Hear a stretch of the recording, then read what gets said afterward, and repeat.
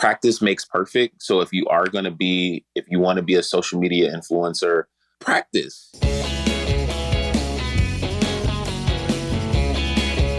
Welcome to Allegedly with Bo and Ryan, the only entertainment and law podcast that brings you the truth, the whole truth, and nothing but the truth. Allegedly. I'm Bo Bowen. And I'm Ryan Schmidt. You're listening to Allegedly with Bo and Ryan. We're coming to you from our law offices in beautiful, historic Savannah, Georgia, where we'll be chatting about pop culture, hot legal topics in the news, and doing our best to change the way people think about the law and lawyers. But first, a little about us. Ryan is an incredible linguist. He's actually fluent in every language on Earth, including 3 that only he speaks. And Bo is so famous that he owns the only passport ever issued in U.S. history that required no photo. Together, we're Savannah's consummate renegade legal titans. And the only corporate and entertainment lawyers in the free world who have never lost a single case. Allegedly. Well, welcome to episode 7, Ryan. We now have enough episodes to, I don't know, fill an entire Quidditch team. How the hell do you know that? Better question is, how do you not know that? Okay, fair enough. Well, I understand you have arranged a special guest for us today. It's actually our very first time having a guest join us on the podcast. I sure did. Well, this is incredibly exciting, Ryan. Why don't you tell everybody who you invited to join us today? Awesome. Well, today's guest is the epitome of a Renaissance man. He is an influencer, rapper, model, actor, producer. He made history as the first openly gay male on VH1's hit show Love and Hip Hop, has worked beside some of the greatest in the game, including Lil Wayne, Kanye West, and Beyonce. He's also the founder and CEO of the hottest new streaming network, MCTV Streaming Network. We're talking, of course, about the one and only Milan Christopher. Milan, welcome to our show. We're so happy to have you here. I am so happy to be here. How you guys doing? Doing great, man. Well, listen, Milan, now you realize you've gotten to know Ryan. You and I have never met. Now, you got to realize I'm in my 50s, okay? I am not the young, hip, in the know, young fella like Mr. Ryan Schmidt over here. So for anybody listening that might be skewing a little bit more toward my side of the coolness line, why don't you go ahead and explain to us exactly what the hell it means to be an influencer? So, I'm assuming, because I'm not 100% sure what it means, to be honest, but I'm assuming it's a person who has a set or a cult following where, they can kind of, say something and kind of move the masses or move their following to, be influenced by their voice, by their presence, by the things that they do or what they represent. So I'm assuming that's what it is, just kind of like a person with a platform of their own, with a following of their own. Absolutely. I love that. What does a day in the life of an influencer look like? Well, me personally, I get up, I typically dedicate not most, but some of my time as far as like on my social media, whether it's on Bigo, Instagram, or Twitter, to just kind of like put out some sort of content, whether it's a picture, a video, or just something that is like random about my thoughts. And then, of course, I go to the gym 5 days a week. And maybe go grab something to eat, but majority of the day, like, after probably around like 4 or 5 o'clock, I'm on social media, or some form of social media, for the remaining hours of the day, maybe like 3 or 4 hours out of the day, every day. Wow, man.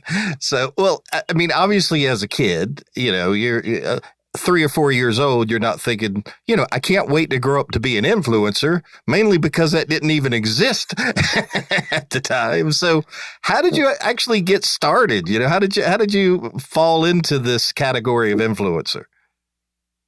I think it kind of just came with time. Excuse me, that my microwave is going off. But I think it kind of comes with the times. Like, I don't even necessarily think, I think Instagram is rather new. I think I got Instagram back in like 2012, 2013. And as the platform grew, thus, your influence grows on social media. We got all these different social media pages like TikTok, Snapchat, Twitter, Instagram, and so on and so forth. So I don't even think that they were prepared that social media was going to blow up. But now it's such a big part of every company's promotions and branding. So I think it just kind of happened. It wasn't something that anyone planned for it to happen, but once it happened, everyone started taking advantage of it. Well, awesome. I mean, you talked about going to the gym. That's a priority in your life. A lot of your posts, of course, are you flexing the abs, and got to give respect for that. Yeah, I have seen your picture, Milan. I have to say, built like a tank. Good Lord, man. Well, one of the biggest things I'm always wondering when I'm playing around on my phone and watching content is, how do influencers actually make money? Well, some people get paid to post. So say, for instance, if Ryan, you had a new single, or maybe you came up with a skincare line or something like that, you would notice the people who have the most influence, which may be equating to who has more followers. And so what you would do is you would hit up that person and say, hey, can you give me a post, a shout out, or, just telling your followers to use my products, or maybe even just follow my company's page and so on and so forth, or click the link and go download my hit single, whatever it is that you're promoting. And that person would probably charge you. I know most people charge, a certain amount of money depending on how many followers they have. And so that's one way to make money. And then club promoters and club people who have like events, they will hire certain influencers to kind of host their events, or perform at their events, and so on and so forth. It kind of is based on the supply and demand, and if a person can see that they can benefit some way somehow, as far as like ticket sales, people showing up.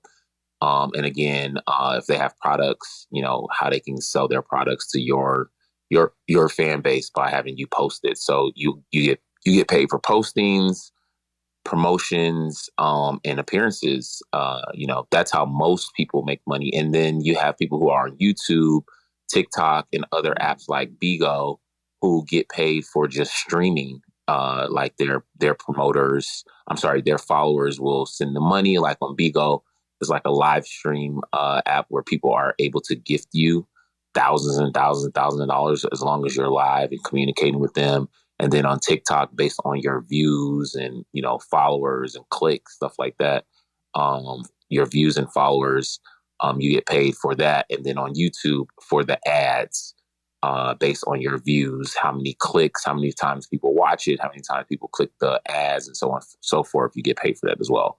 So it's just different ways you can get paid, and it's different. And it just kind of depends on the app.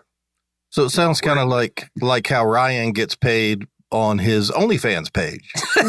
Yeah, exactly. Exactly like that. Well, it's interesting, Milan, you're talking about getting paid, like when someone wants you or I don't mean you specifically, but influencers to endorse a product. I actually read recently that the FTC, the Federal Trade Commission, was kind of cracking down on that a little bit. Have you heard anything about that? How they passed some regulations specifically aimed at influencers and their endorsement of products, saying that you're not allowed basically to endorse a product unless you actually use it. You have to disclose your relationship. Have you heard anything about that? No, I haven't. And even if I did, I wouldn't really care. The FTC, certain things, the government is always trying to get involved because they want to figure out how they can make money. You know, and they always try to get a control of it for taxes and trying to like just kind of get their hand in the pot as well. You know what I mean? Because they just, again, they just want to make as much money as they possibly can. No, so I haven't really heard that, and I don't think any other influencers are really that concerned. As if, hey, I'm not going to do this, or hey, I'm not going to post this because I haven't used it. But for the most part, I will say this: most people who do make posts about certain brands, or as far as like products, the people actually tend to send us stuff first so we can at least have it at hand. You know what I mean? So if there's a lotion or a cologne or a hookah pin or something, they'll send you the products, and then they would like for you to actually post with the product in your hand, or you talking so you can physically have it and kind of show it. I haven't really gotten any. I guess this kind of goes back to me not really being concerned, because I haven't even had a product that someone has asked me to promote that they didn't send it to me first. So I don't. Yeah. So I can see why I think you said the FTC. Right. FTC. Yeah. I'm assuming that's a way around it, because no one's really promoting anything that I know of unless they have the product. Now, you personally, do you find that, like, if somebody sends you a product and wants you to endorse it, basically, is it important to you to make sure that it is something that you actually like using or feel positive about in order to decide to endorse it? Or is it really just about, hey, pay me, you got it, no problem? Yeah, I would say if it's something that is like, if it's something that's kind of like counterproductive, or something that I might or the person who's sending it to me is kind of sketchy, or maybe I've heard something about them and I don't want to really get behind it, then that's one thing. And then if it's something that you send me that I actually have the need to use, sometimes people send me stuff like, hey, here's a clear skin product, but I already have clear skin, so it's like, I still will probably promote it depending on how much money they're asking for the advertisement, but I might not necessarily use it because I don't really need it. Or here's a weight loss pill. I'm already have a nice body. I'm not taking weight loss pills. So I'm with you, brother. You know what I'm saying? They'll find people who fits their aesthetic to promote their stuff, like, as if you are using it and that's why you look the certain way, or your skin is clear and stuff like that. But yeah, so it just depends, honestly. Wait, you're telling me not everything on the internet is 100% true? Absolutely. Well, it's interesting because actually everything on the internet is 100% true. I take it back. Fair enough. So, when you say that, I'm sure there are some people listening that are like, oh, so you just send him money and he'll endorse your product. But that's really no different at all than a major television network. If you have a show that has a lot of viewers, that means that you can charge more money. And it's not like they're sitting there going, well, the executives at ABC don't actually use Charmin brand toilet paper, so we're not going to run a commercial for it. I mean, no, it's all about where can someone that wants to get eyes on their product, where can they go to get the most eyes on it? And they pay for that privilege. So that makes perfect sense to me. Yeah, that's a great point, and I love that he said that he didn't really care. I mean, that's so in line with just who you are, Milan, and kind of you're not afraid to go up against people and really stand for what you believe in. Although, if the FTC is listening, as Milan's lawyers, he was totally just kidding. Exactly. I use all of the products that people send me. There we go. Well, it seems like every person, in this day and age that's under the age of 30, let's say, with an Instagram or TikTok account, just thinks that, everybody wants to see their content and that they should, the second they create this account, they're entitled to become an influencer. For the people that are trying to do this in earnest, that are really trying to get this started, what's like the best piece of advice to somebody that's trying to break into the game? I struggle with this question because I have a social media family on Bigo and on Instagram, and my family is, kind of curated towards influencers and content creators and stuff like that. And I just sometimes feel like everyone isn't a content creator and everyone is not deserving of this fame and stardom that they see, from the people that they follow. Because let's just face it, everybody's not entertaining. I'm not that entertaining to, such and such. And this person's not that entertaining to such a person. Everybody's not a singer. Everybody's not a dancer. And I feel like, there is a level of entitlement to just every single person that creates a social media platform or social media device or whatever you want to call it, or account, who feel like they can do what the next person is doing and do it or do it better, and they are entitled to, like you said, like to these millions of followers and these millions of fans and so on and so forth. My best advice is to practice makes perfect. So if you want to be a social media influencer, if you want to be a comedian, if you want to be a model, if you want to be, what else are they doing? A dancer, kind of practice, kind of go to like dance classes or kind of, maybe perfect your craft by watching other comedians and kind of get your comedy level up, or do stuff, go to like a comedy class or something like that. And then bring it to whatever app or whatever social media platform that you're trying to build your platform on. Instead of just getting on there and just randomly doing stuff, because once you get on there and your stuff is lame, or if it's not good, people are not going to want to, they don't even want to hear from you anymore. Because the attention spans of people these days is so freaking short. It's like they don't even give you the opportunity to become better. So I would just perfect my craft outside of my app, perfect my pictures, and just different things, and then come to whatever platform and try to push my content. So again, I guess in layman terms, kind of practice before you, go to school for whatever, career path that you're trying to choose. And I'm saying, like, as far as your Instagram and social media is concerned, go to school first and then try to do the job. Just running in there and you work at Walmart and you're running into a doctor's office trying to do brain surgery is a little perplexing. So I don't think, everyone can do it. So you gotta kind of learn first. I have to say, Milan, that is fascinating. And I've never really thought about it that way. That's really interesting. You're right.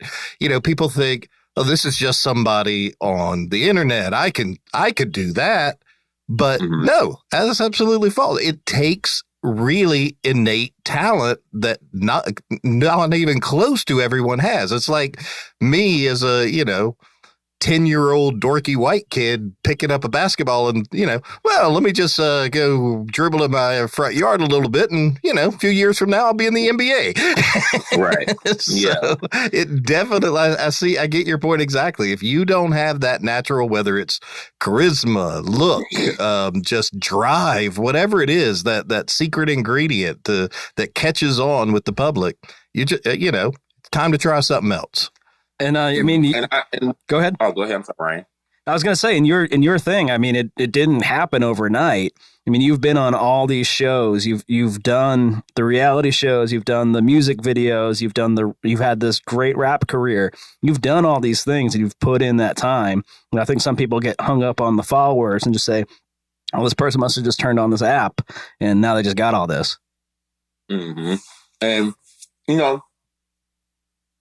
I hear this a lot, like when it comes down to people like Kim Kardashian and the Kardashian family, where people are like, what do they do? Like, how are they so famous? How are they so rich? And how are they so huge social media influencers? Or like, what's their talent? It takes talent to do what those girls do. You know, in all honesty, for them to be the one of the richest, but let's just scratch the wealth part of it, wealth aspect of it, but also one of the most famous people on the planet. The Kardashians are literally their family are literally the most famous girls on the planet. I haven't seen a family like theirs since the Jacksons, Michael Jackson fair. and his family. And you know, it takes a craft to be able to build a character, build a platform, build something that people want to listen to, want to watch, people want to hear, people want to be like. And you know, Kim's not a singer, but she did have a, a sex tape a couple years back, but that the sex tape was basically just kind of like something that just pushed her name to the forefront, and it took all of the work and you know the networking and all of the things that you have to do in order to get to the level that those girls are on. Because if it was so easy, everybody would do it. Everybody would be Kardashians right now. Yeah, there's a lot of people with sex tapes out there that aren't quite as famous or rich as the Kardashians. Yeah. So now, Ryan was telling me, Milan, that you recently launched a series on your very own streaming network, MCTV streaming network. Is that right? Yes, sir. Well, tell us a little bit about that. How did you start that process, and what is tell us about this new network? There was a space where I was just like, you know what? There's no gay superheroes on TV, and I had a connect with Amazon, where I could create a show and get my content put on Amazon Prime, and I was like, I want to be a superhero. Like that's one thing that I've always wanted to be as an actor, growing up. And I was kind of trying to find a space where, we were lacking in. And I just realized there was no gay superheroes or no openly gay superheroes on Marvel or on DC characters and so on and so forth. And if it was, they weren't like well-known superheroes. And so I said, let me create my own thing. So I ended up creating a comic book called Ragnaron, and so many people were just like interested in kind of went a little. I had like a little virility, and I was like, I should create a TV show. And I went to a couple of networks and tried to pitch the show, and I just noticed that even then in 2019, 2018, that there was still this thing. And I don't know, maybe it's me. Maybe it was, because it was me. I don't know.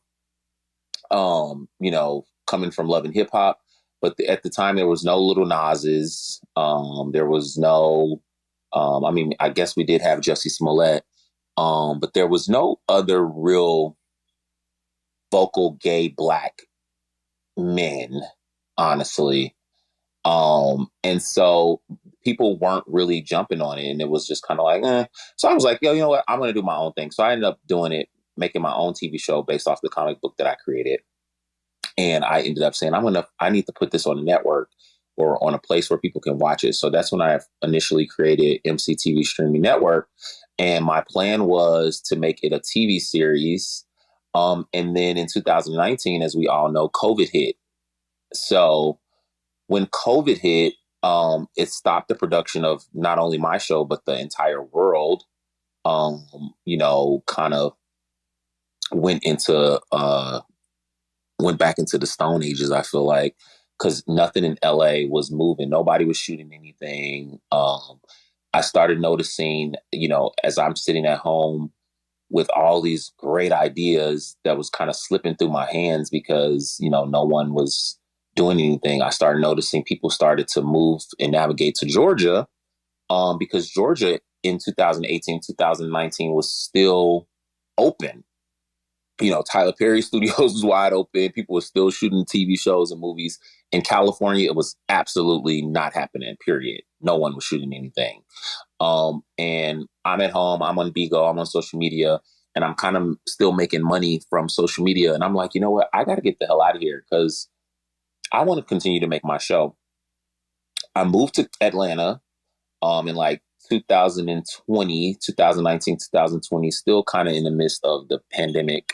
It just kind of took time, a little bit too much time, where I kind of just said, you know what, I'm going to just not do this Ragnarok thing right now.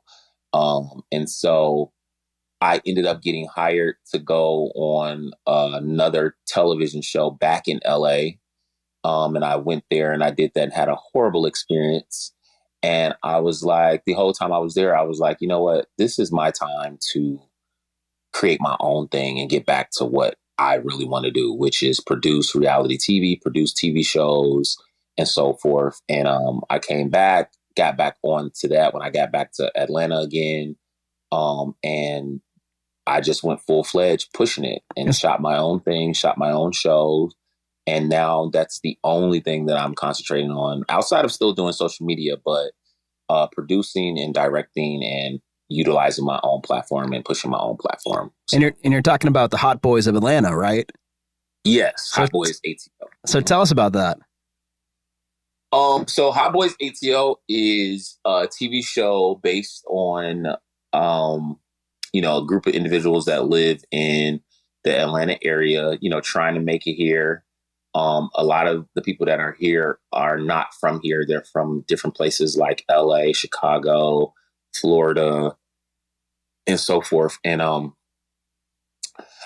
they are all trying to, be singers. Some of them trying to be dancers. Some of them are trying to be like you, Ryan, and become OnlyFans superstars.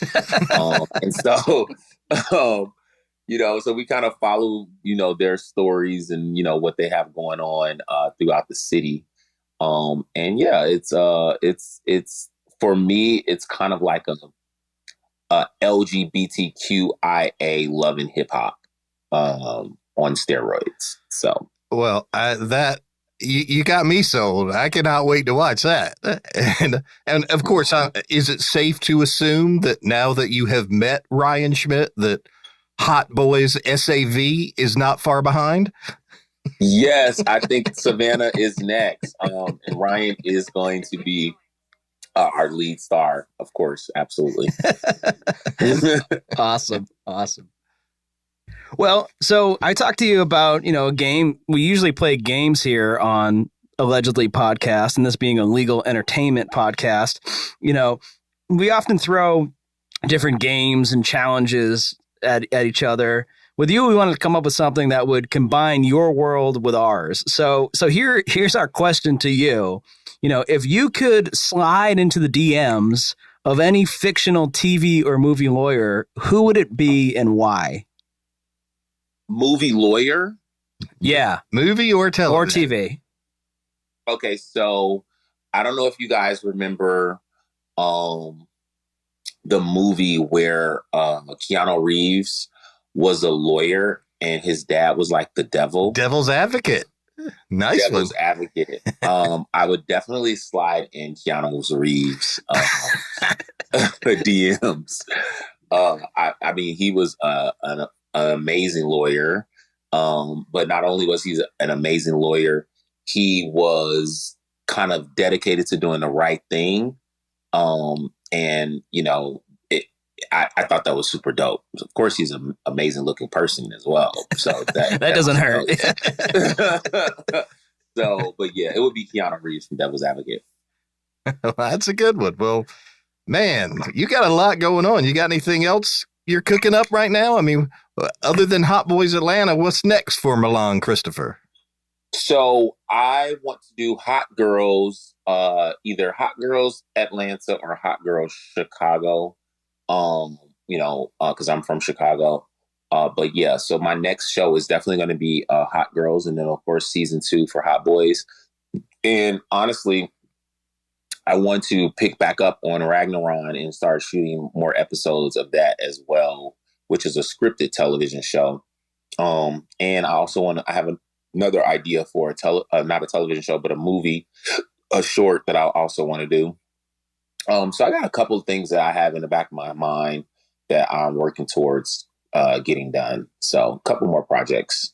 Well, we certainly can't wait to see it. Milan, thank you so much for joining us today and being the first ever guest on Allegedly with Bowen and Ryan. It was so much fun having you on. I had an absolute blast. You guys are great, and I look forward to listening to your podcast. This is like episode 7 of your podcast, correct? That's right. Perfect. So, Mike, I got a question for you guys. Do you guys feel like you guys are going to be doing this podcast from now until eternity, or you feel like it's just something you're doing just for now?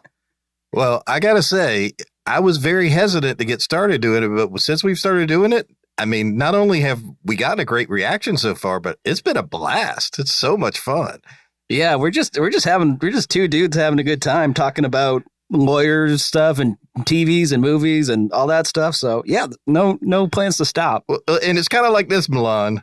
We'd be having these same stupid conversations just in the office, so we might as well put a damn mic in front of us. Right. Mm-hmm. Okay, one last question. What's your favorite show on television right now? From both of you guys. Oh, wow. Okay, so favorite show. I'm the only like live show I'm watching right now, in addition to watching like old stuff that's kind of going on, is I'm really hooked into House of the Dragon or Hot D. So yeah, oh my God. House of Dragons is literally okay. I am a Game of Thrones fanatic already. Yep. But House of Dragons is like first of all, we're only on season 1, so let's just start there. And for it to be as good as it is, it's almost like Game of Thrones on steroids. You know, in Game of Thrones, it was only 3 dragons. In House of Dragons, it's fucking 100. So it's just so good, and it's just so all over the place, and it's just everything is just every episode has had so many unexpected turns and trials and tribulations. I absolutely love it. It's literally my favorite show. But Game of Thrones was my favorite show. But House of Dragons has literally taken over.